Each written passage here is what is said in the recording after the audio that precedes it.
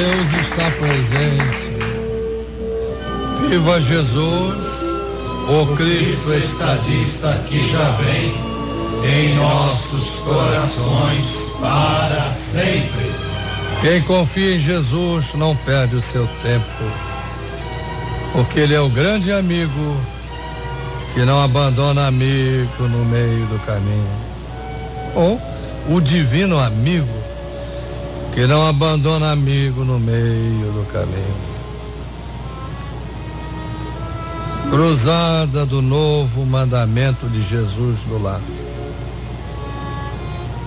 Na igreja familiar número 1 da religião de Deus, sob a responsabilidade do casal Paiva Neto.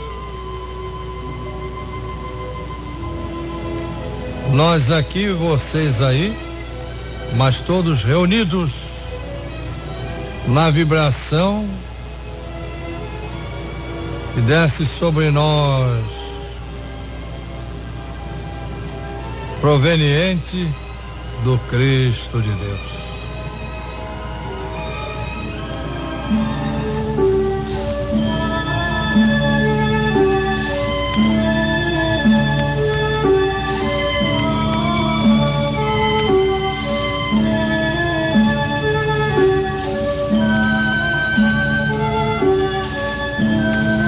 Antes de tudo, eu quero agradecer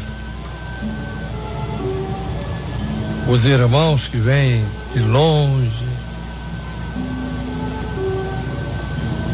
e que estão neste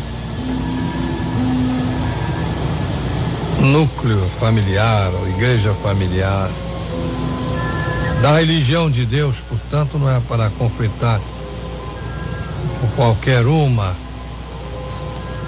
Já há muitos conflitos na terra em nome de um Deus que é amor, um Deus impessoal.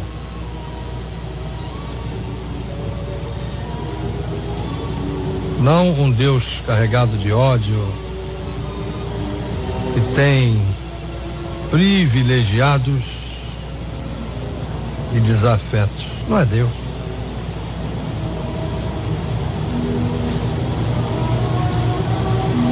Por isso a religião do terceiro milênio,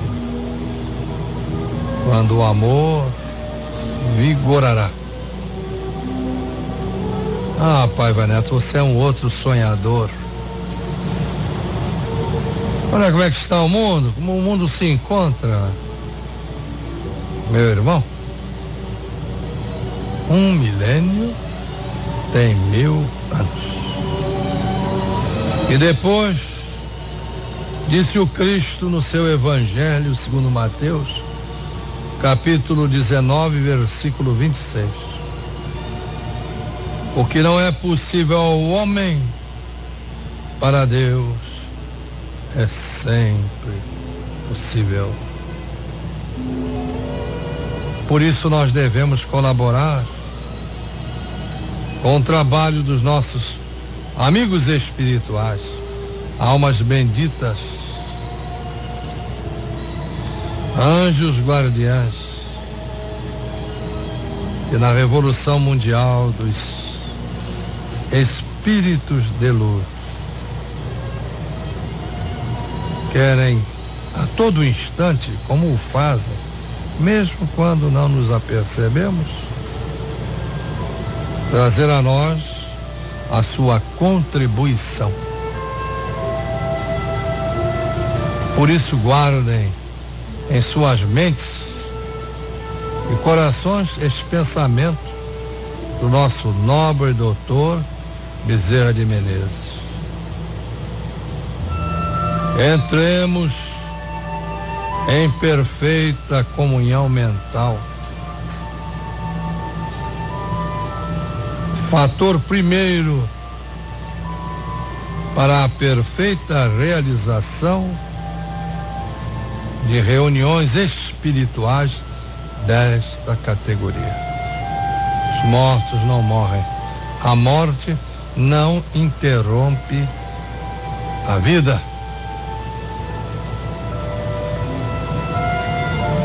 o nosso querido doutor Bezerra de Menezes pediu-nos que comentássemos na cruzada o novo mandamento de Jesus no lar. Hoje, o profeta Isaías, no seu livro no Velho Testamento da Bíblia Sagrada, capítulo 24, versículos 3º, 5º, 12, 13 e 20. Por quê? Vocês verão. O que está ocorrendo na terra? De repente, reparem que agora é rápido. Ouve-se falar e se vê pelos meios imediatos de comunicação seca, onde jamais deveria estar ocorrendo. E o pessoal fica dizendo bobagem a respeito do Apocalipse, como se essas coisas ocorressem por causa de um livro. Mas as folhas de papel é que provocam isso, ou a nossa estupidez militante?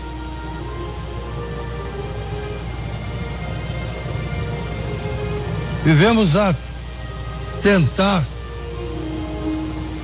fazer sucumbir a nossa própria mãe, a mãe terra, tirando-lhe a vida. Só que vai todo mundo junto. Então por que a surpresa com o discurso do Cristo sobre a grande tribulação, como nunca houve nem jamais se repetirá na face da terra? Vamos lá ao profeta Isaías, depois leremos uns trechinhos aqui de notícias sobre o problema no Ártico, que vai se degelando. No primeiro ano geofísico internacional, isso foi anunciado em 1957, se não me engano. E o ano geofísico internacional, aqueles senhores que estavam lá não sabiam nada de Apocalipse. E se para um pouco para pensar, cesse de xingar o Apocalipse, porque ele não provoca essas coisas, ele as anuncia. Então é amigo. Só amigo adverte amigo. Aquele que se finge de amigo não tem coragem para isso. Quer estar bem com a pessoa que finge amar, e não há coisa pior que o amor falso. Não estou falando apenas do amor entre homem e mulher, entre as criaturas. Mas vamos a Isaías. Não anotou? Vamos repetir. Velho Testamento da Bíblia Sagrada, capítulo 24, versículos 3º, 5º, 12, 13 e 20.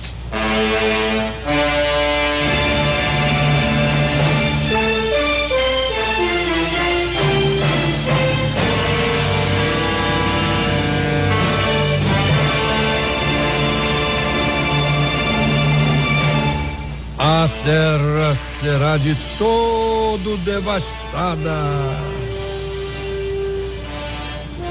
e totalmente saqueada, porque o Senhor é quem proferiu esta palavra.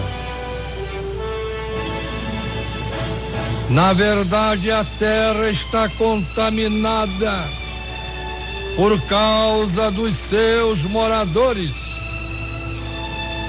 Aqui um pequeno comentário. Portanto, não por causa de Deus. Porquanto transgridem as leis, violam os estatutos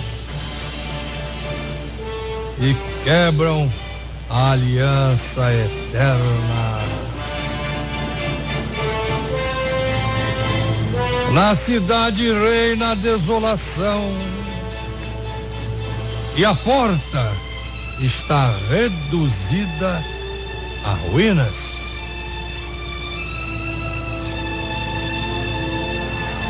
Porque será na terra, no meio destes povos,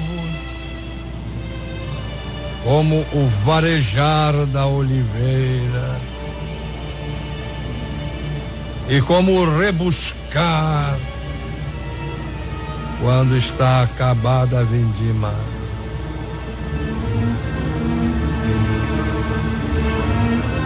A terra cambaleia como um bêbado e balanceia como rede de dormir. A sua transgressão pesa sobre ela e ela cairá e jamais se levantará.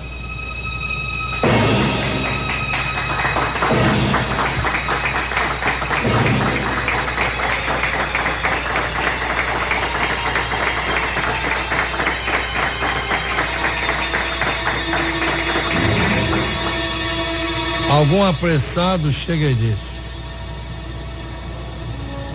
o Pai Vaneto acabou de afirmar no versículo 5º do capítulo 24 do profeta Isaías, onde está escrito: na verdade a terra está contaminada por causa dos seus moradores.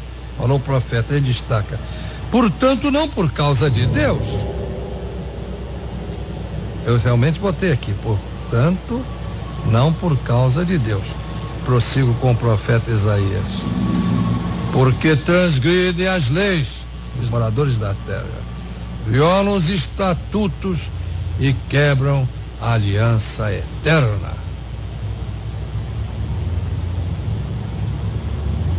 Ora, mas ali no versículo 3º, o profeta também afirma o seguinte: a terra será de todo devastada e totalmente saqueada, porque o Senhor é quem proferiu esta palavra. Como estão acostumados aos tiranos da terra, e muitos povos amam os seus carrascos,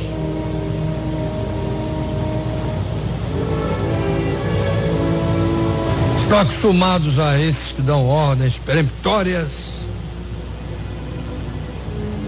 que não admitem qualquer repto, vão entendendo ao pé da letra: a terra será de todo devastada e totalmente saqueada. Bom, isso seres humanos estão preparando mesmo, porque o Senhor é quem proferiu esta palavra. O Senhor aqui é a lei divina, o nome que você quiser dar, a lei da ciência, que a ciência vai descobrindo. Mas não queira a ciência ser uma estabelecedora de um dogmatismo científico, e aí vai tudo pro brejo. Ela também não é dona da verdade, não. Tanto que diz uma coisa hoje, amanhã está desmentindo a si mesma. Ou então resiste. Como no caso de 2 doutores, prêmio Nobel de Medicina, que levaram 10 anos sendo combatidos pelos seus próprios pares. Um deles, o Dr. Marshall, quase que em desespero, digamos, para argumentar eloquentemente, preparou um caldo lá de formas vivas microscópicas que ele afirmava estabelecerem-se nas paredes do estômago e provocarem a gastrite, que os outros diziam ser impossível por causa da terrível ação destruidora do ácido gástrico, tomou, ficou doente e depois, pelo seu novo processo, curou-se e assim conseguiu vencer não os ignorantes do assunto, mas os seus próprios pares, que não se davam nem ao trabalho de pôr à prova a afirmativa do colega, que veio a merecer o prêmio Nobel de Medicina. Mas o problema não está na ciência, como não está na religião, como não está na filosofia e mais nada. O problema está em nós, seres humanos, com as nossas limitações e arrogâncias.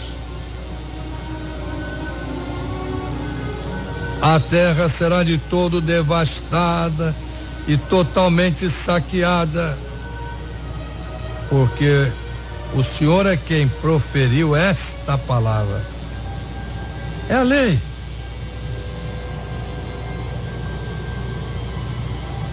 A lei quem proferiu esta palavra.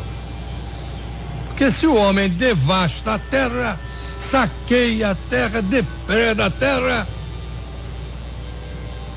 o que há de esperar? Isso é linguagem antiga, bíblica, e para sacudir a consciência. Somos nós que estabelecemos essas situações. Ou colaboramos de forma malévola, até com fenômenos naturais que se dariam de forma mais complacente. Ou o gás carbônico não está destruindo a camada de ozônio.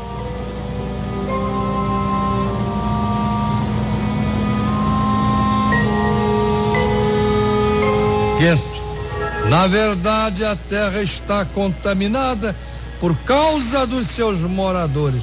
Eu coloquei, portanto, não por causa de Deus. Porquanto transgridem as leis, derrubar a mata de qualquer forma, fazer garimpagem de ouro com mercúrio, envenenar os peixes, os mariscos, porque enquanto o homem não tiver o fundamento moral, ético, a iluminar-lhe o caminho, viveremos em todo o mundo essa vergonha. Porquanto os homens transgridem as leis, violam os estatutos, as regras de uma comunidade equilibrada, de uma sociedade tranquila, e quebram a aliança eterna. Que aliança feita por Abraão, Isaac, Jacó. No caso, falo aqui simbolizando os seres humanos com responsabilidades de governo, espirituais, sociais. E essa aliança é para beneficiar as criaturas, sendo quebrada por atos degradantes. As consequências serão as piores possíveis. Por isso, o versículo 12: na cidade reina a desolação, e a porta está reduzida a ruínas.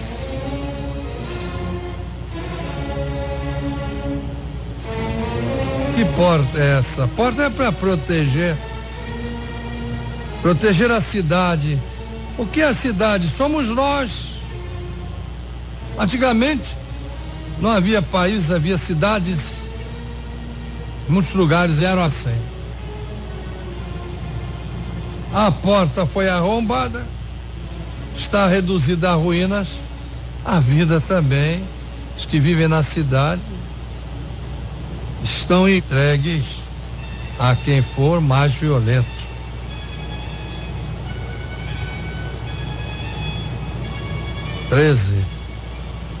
Porque será na terra, no meio desses povos, como varejar da oliveira e como rebuscar quando está acabada a vindima.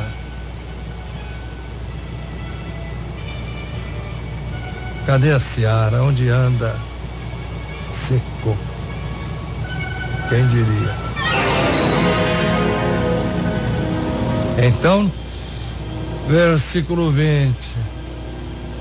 A terra cambaleia como um bêbado e balanceia como rede de dormir. A sua transgressão pesa sobre ela, ela cairá e jamais se levantará. Terra aqui é sociedade, também é comunidade, são países inconsequentes, ameaçando-se, até que um dia um deles ou alguém atravesse a fronteira, o limite. É culpa de Deus? E balanceia como rede de dormir a terra. Quer dizer, fica realmente tonta. Não tem onde que eu vou me segurar? Onde é que eu vou? Olha o vento.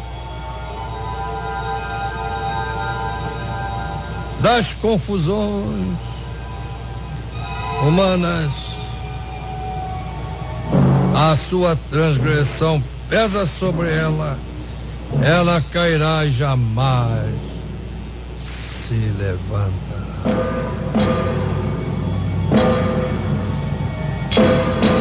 Muitas vezes isso ocorreu na história do mundo. E muitas civilizações jamais se levantaram depois de caírem. Muitas formas de viver também, depois que caíram, não mais se levantaram. A Primeira Guerra Mundial acabou com aqueles impérios. Por exemplo, o Austro-Húngaro, o Império Turco-Otomano,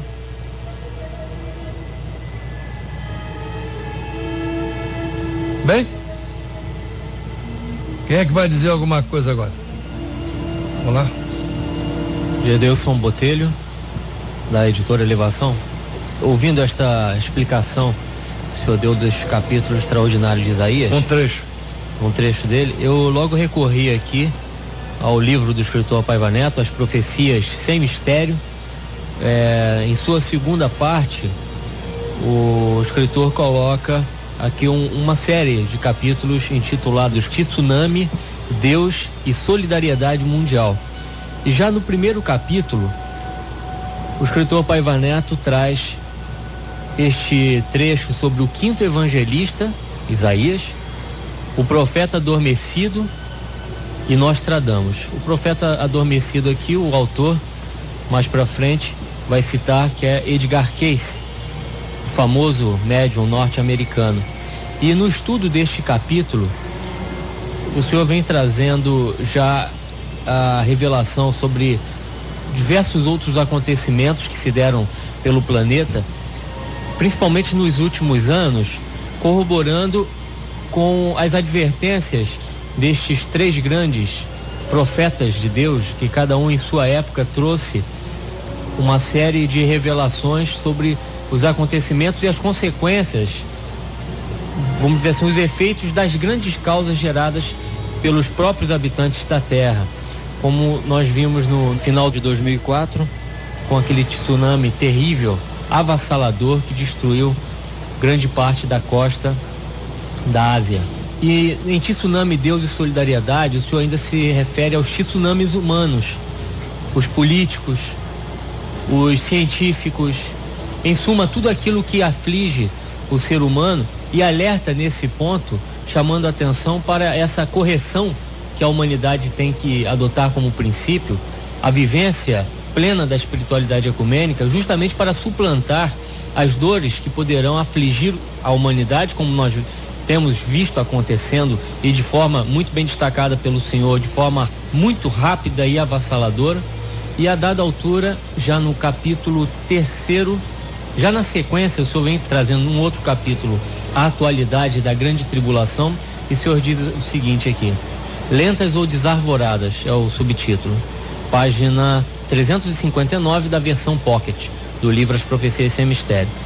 Um país permanecerá pobre enquanto houver consciências lentas, até na percepção de que está em juízo a sua sobrevivência, na sua elite, e mentes desarvoradas entre a sua população. Ora, para o bem de uma sociedade que se globaliza, todas as pessoas têm de ser instruídas, suas mentes esclarecidas, não manipuladas, e suas almas espiritualizadas. Vladimir Lenin afirmava que toda cozinheira deveria aprender a governar o Estado.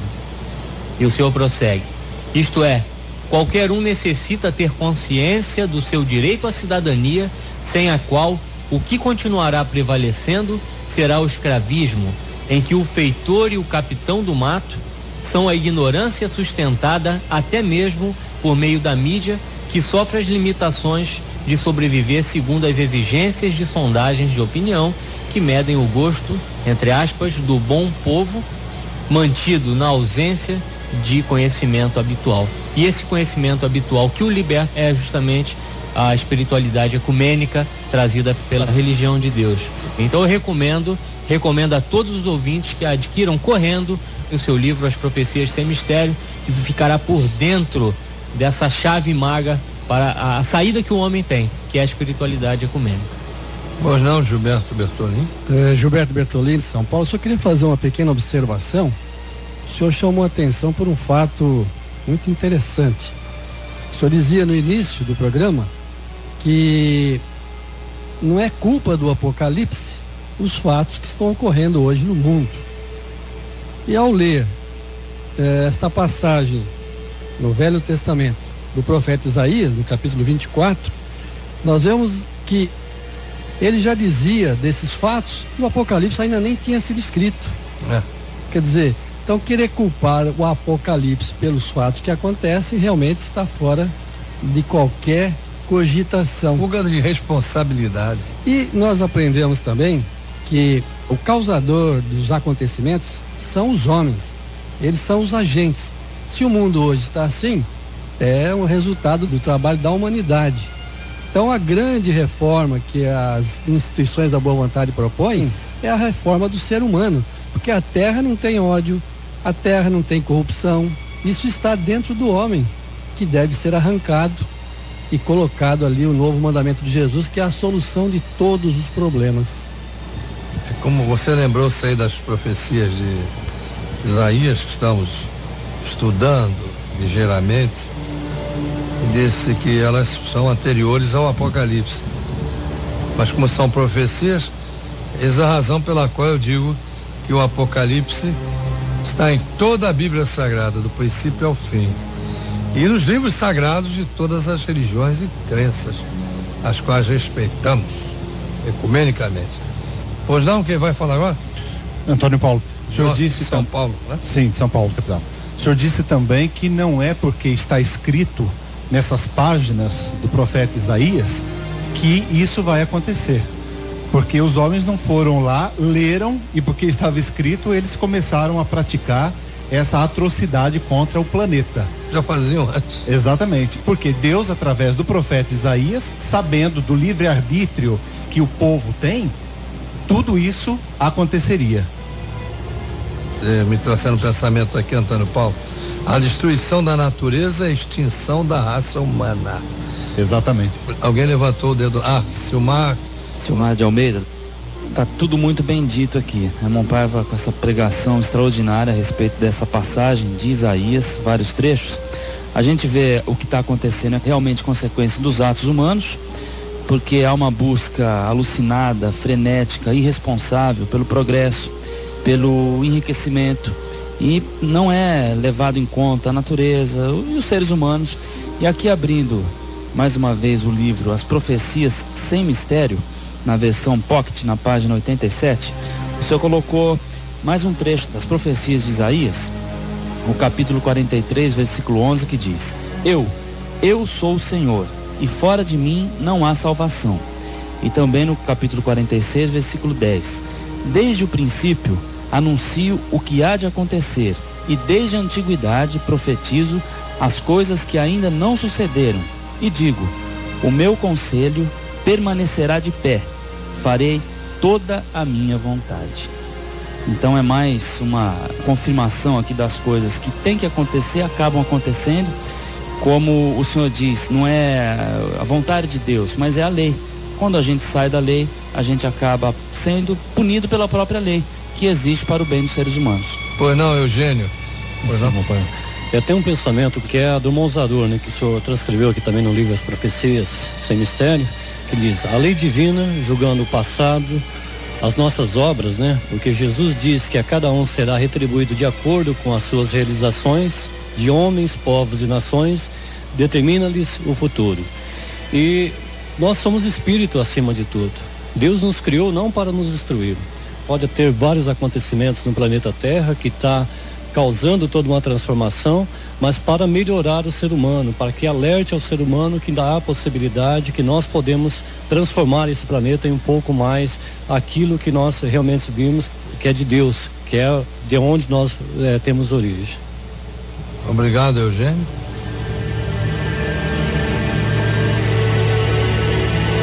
Bom, vamos orar.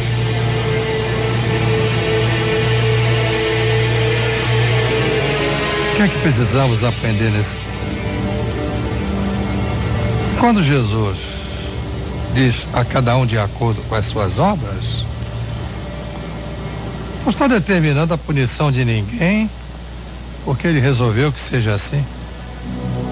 É que se não houver esse conceito do mestre em evidência, uma coisa cresce muito: a impunidade com todos os seus corolários.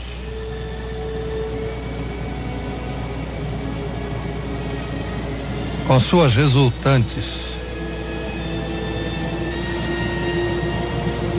O Evangelho de Jesus sobrevive porque tem uma forte mensagem moral. Eu não disse moralista, falei moral. Com ele aprendemos a entender o conceito de justiça aliado ao da bondade.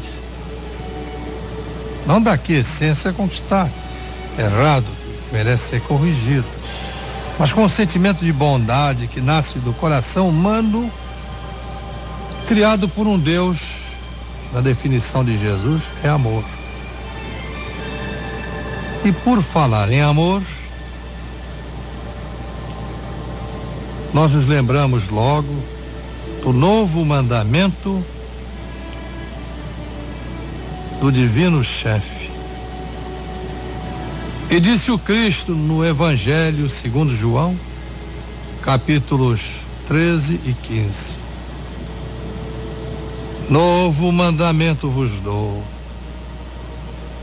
amai-vos uns aos outros como eu vos tenho amado. Somente assim podereis ser reconhecidos como meus discípulos,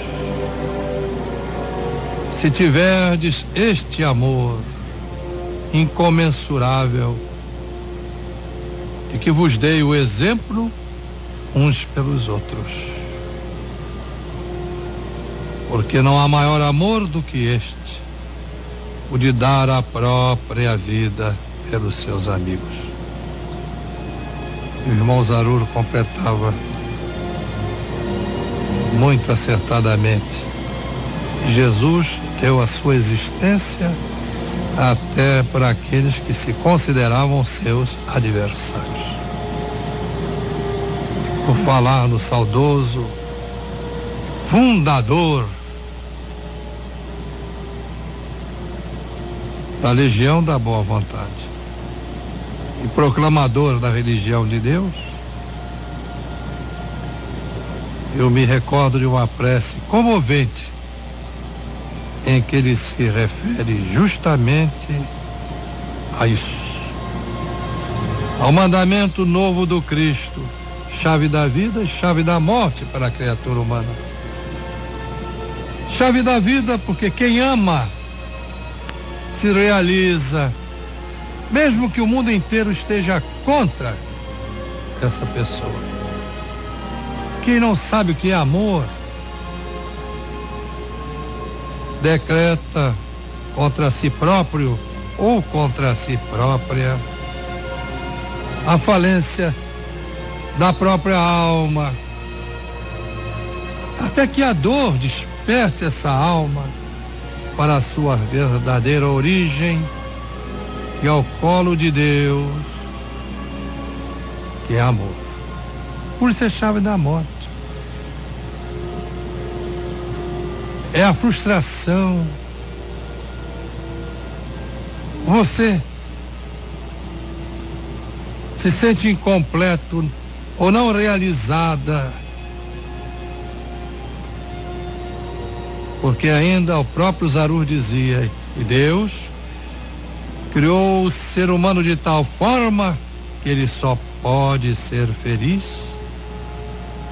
praticando o bem. Isso não quer dizer que ele vai ser covarde, vai ser complacente com o que está errado. Isso não é ser humilde, é ser covarde. A humildade é, acima de tudo, corajosa. Então vamos orar com o irmão Zarur, sentir a vibração do novo mandamento que ele transmitia, porque reconheceu no Evangelho segundo João essa lei, ou que se não era confundida com a regra áurea de Moisés, ama o teu próximo como a ti mesmo, Deus sobre todas as coisas, ou estava totalmente esquecida. Vamos falar com Deus, vamos orar, portanto.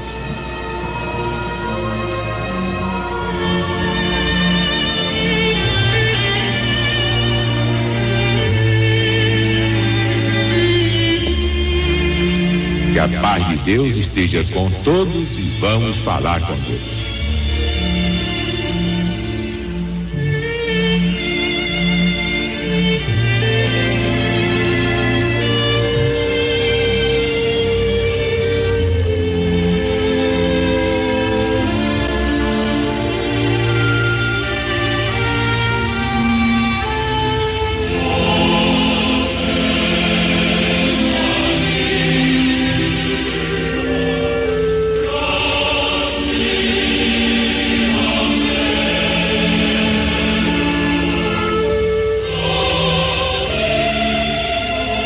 Pai nosso que estás no céu, santificado seja o teu nome.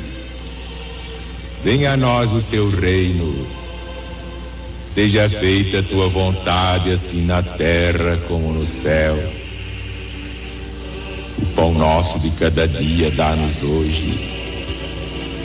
Perdoa as nossas ofensas, como nós perdoamos as dos nossos ofensores. Não nos deixes cair em tentação, mas livra-nos do mal, porque teu é o reino e o poder e a glória para sempre.